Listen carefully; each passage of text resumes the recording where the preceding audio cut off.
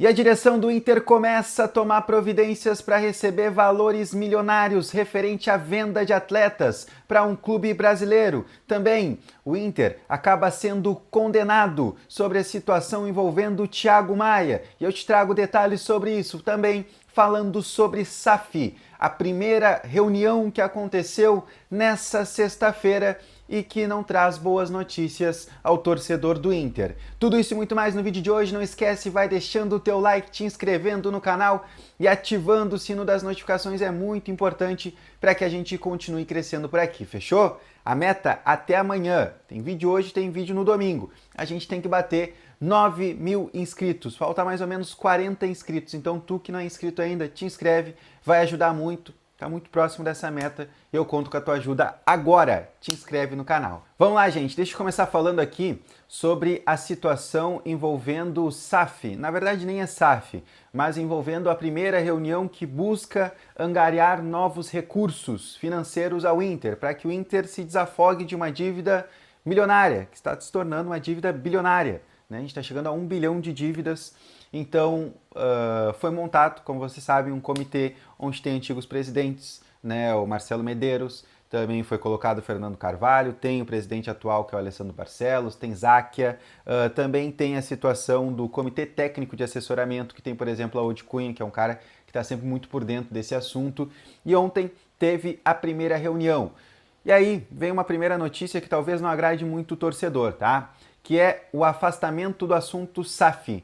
A conversa de ontem, o maior debate de ontem, ele não se concentrou a falar sobre SAF, sobre se buscar esse novo modelo envolvendo a Sociedade Anônima do Futebol, tá? A conversa, ela se concentrou em buscar outras alternativas, em buscar outros recursos, tá? O Inter entende que, num primeiro momento, se tem como uma ideia, se tem como uma alternativa, buscar outros recursos, se buscar de outras maneiras. O Inter lá atrás, por exemplo, tinha tentado a situação das debêntures e elas acabaram não sendo aprovadas pelo Conselho Deliberativo, por tudo aquilo que vocês já sabem, principalmente por estar dentro das penhoras do Beira-Rio, e aí, por conta disso, se ficou um receio muito grande e as debêntures não foram aprovadas pelo Conselho, tá? Mas tem duas situações, tanto essa situação de SAF, né, que foi debatida ontem entre esses antigos presidentes e também o conselho do comitê técnico, mas também tem uma novidade referente à parte dos ex-presidentes. Coloquei Fernando Carvalho nessa lista, mas ele não se fará mais presente, ele está fora desse comitê, porque o Fernando Carvalho, ele mesmo pediu para deixar a comissão. Ele alegou que trabalha como consultor e também é empresário. E não seria ético da parte dele, porque teria uma questão de conflito de interesses. Então, por isso, o ex-presidente Fernando Carvalho, ele não vai mais fazer parte desse comitê. Ele não vai estar à frente desse novo projeto, dessas novas ideias.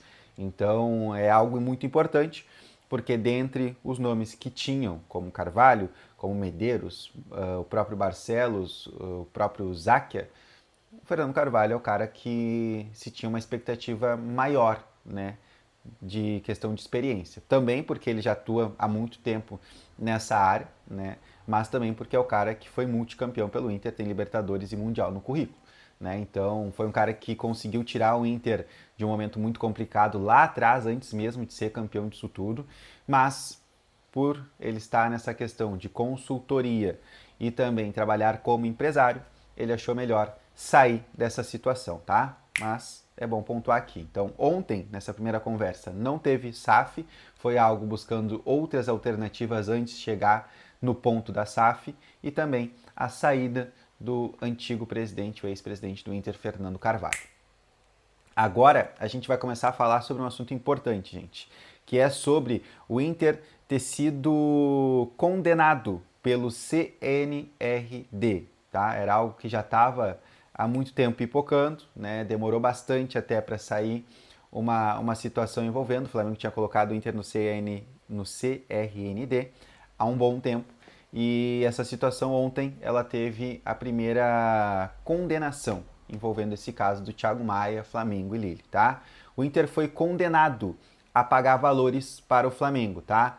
O Inter terá que pagar 1 milhão, quase 1,5 milhão de euros ao Flamengo pela inadimplência do contrato, por aquilo que o Inter acabou deixando de pagar.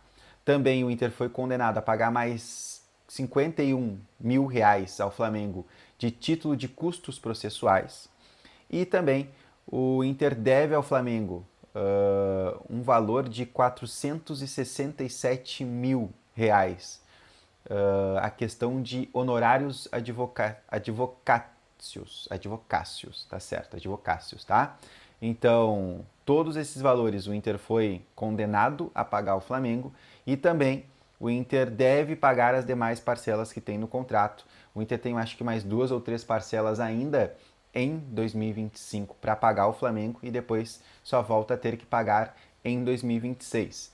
Mas tudo cabe instância, né? Tudo cabe recurso, na verdade. Então o Inter provavelmente vai recorrer disso tudo e aí o Flamengo reclama muito sobre como é o processo envolvendo o CRND. É muita demora, segundo o Flamengo, porque é algo que o Flamengo tinha feito lá atrás, saiu só agora, só que agora o Inter vai recorrer e aí vai demorar mais um tempo para que se tenha novamente uma definição sobre esse caso. Então o Inter vai jogando para frente. Vai jogando para frente. É uma dívida que o Inter vai tocando enquanto pode. Vai tocando para frente enquanto pode. Mas, cara, vamos lá. Como torcedor, a gente não quer isso, né? Acho que é vergonhoso para todo mundo algo que o Inter está passando, principalmente envolvendo essa situação do Thiago Maia. O Inter, no primeiro momento, tinha feito um acordo, aí veio a enchente, o Inter conseguiu entrar num novo acordo com o Flamengo, passou a enchente, o Inter não honrou com aquilo que tinha acordado, vem a público tentar dar 1000 explicações, o Flamengo coloca na justiça, ganha, e aí o Inter provavelmente vai de novo, né, recorrer à situação para tocar, como eu falei, mais para frente. É lamentável, né? Eu acho que como torcedor a gente sente vergonha dessa situação porque a gente é cobrado semana após semana, né, na imprensa, né, nos microfones. Então fica feio para o Inter, que a gente está vendo, vem fazendo janelas, principalmente a primeira e a segunda janela de 2025, horrendas. O Inter fez 2 janelas que, cara, não se tira quase nada.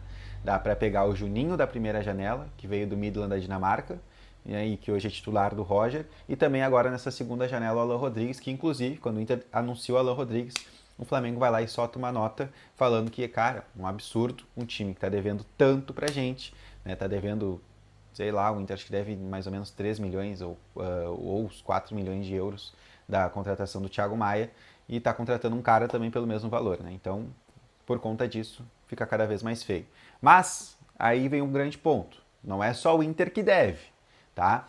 E o Inter agora cobra também publicamente a equipe do Vasco, envolvendo 2 negociações. A primeira é envolvendo o atacante David. Essa negociação de clube para clube, né? O Inter acabou vendendo o David por um pouco mais de 2 milhões de euros para a equipe do Vasco. O Vasco tinha um prazo, não tinha cumprido, pela boa relação entre o Pedrinho, que é o presidente do Vasco, e por toda a situação que o Vasco está vivendo, né, de saída da 777, tinha virado SAF, deixou de ser SAF, aí virou de novo um modelo lá com o Pedrinho de presidente. E a boa relação que ele tem, até porque o Pedrinho, lá atrás, vocês vão lembrar, o Inter tentou ele como diretor esportivo, né? O Inter, quando ele era ainda comentarista do Sport TV, o Inter vai lá e tenta tirar o Pedrinho de comentarista e trazer ele para o Beira-Rio para ser um diretor esportivo. Não deu certo. Mas existe uma boa relação entre o Pedrinho e também o presidente Alessandro Barcelos, e o Inter tentou fazer, e o Vasco, na verdade, com o Pedrinho, tentaram fazer esse acordo, o Inter topou, só que chegou uma nova situação também envolvendo uma venda do Paulo Vitor. Ele saiu de um outro time português e foi atuar no Santa Clara. Foi isso, essa transferência aconteceu ali na metade de julho. E aí o Inter tem para receber do Santa Clara, e na verdade tem que receber do Vasco, porque o Vasco já recebeu esse valor, deveria repassar ao Inter 200 mil euros, tá? Então, somando os 2 milhões e 100 mil euros e mais os 200 mil euros do Santa Clara, 2 milhões e 100 mil euros do David e os 200 milhões do Santa Clara referente ao Paulo Vitor, o Inter tem aí quase 2 milhões e meio de euros para receber do Vasco. O prazo era agora em agosto, não foi pago e o Inter voltou a cobrar a equipe do Vasco referente a isso. Então, é aquilo que a gente fala. Todo mundo deve para todo mundo. Só que o Inter normalmente é o bonzinho. O Inter vai deixando, vai passando prazo, o Inter não fala nada referente ao assunto na mídia, e aí agora, porque foi cobrado, porque foi condenado no CNRD por conta da situação do Thiago Maia, o Inter também começou a abrir a boca e parou de ser o bonzinho. Começa a cobrar também publicamente uma equipe, que é o Vasco, que a gente já estava sabendo há muito tempo sobre a situação do David. Só que agora, além do David, tem mais a situação do lateral esquerdo, Paulo Vitor, tá? Vamos ver os desdobramentos dessa situação envolvendo esses jogadores e também a situação do Thiago Maia. Deixa teu comentário aí no vídeo, o que tu acha sobre o assunto. Também não esquece de deixar o teu like, que é sempre muito importante, e te inscrever no canal, fechou? Beijo, tamo junto, até mais, tchau!